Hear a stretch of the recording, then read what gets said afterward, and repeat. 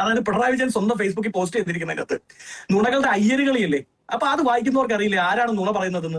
നുണ കണ്ടുപിടിച്ചത് ഇവരാണ്. നുണ എന്ന് പറയുന്ന വാക്ക് കണ്ടുപിടിച്ചവരാണ്. ഞാൻ കഴിഞ്ഞ ദിവസം പറഞ്ഞു ഇവര് കുറെ പാറ പൊട്ടിക്കൽ ഉദ്ഘാടനം നടത്തുന്നുണ്ട്. പാറ പൊട്ടിക്കുന്നിടത്തൊന്നും പോയി ഇനി മറ്റേ ഡൈനാമിക് ഒന്നും വെക്കണമെന്നില്ല. ഇവർ ഈ പറയുന്ന പ്രോഗ്രസ് റിപ്പോർട്ട് കൊണ്ട് അവിടെ പ്രദർശിപ്പിച്ചാൽ മതി. ആ പാറ പോലും പൊട്ടിപ്പോകുന്ന പോലത്തെ നുണകളാണ്.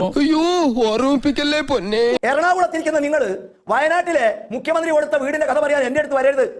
വയനാട്ടുകാർ ഈ ചർച്ച കേൾക്കുന്നുണ്ടായിരുന്നേ. താക്കോല് കൊടുത്താൽ വീട് കിട്ടൂല.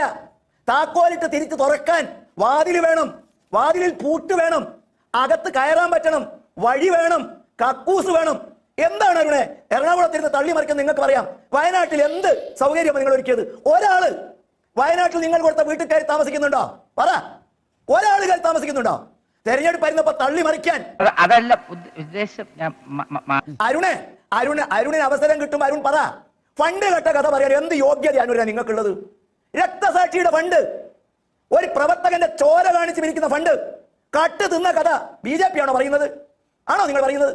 പച്ചക്കള്ളം പറയുന്നത് നിങ്ങളല്ലേ? ഇത്രയും വലിയ ഗതികെട്ടവൻ ഈ ലോകത്ത് വേറെ ആരെങ്കിലും ഉണ്ടാവും എന്റെ കർത്താവേ?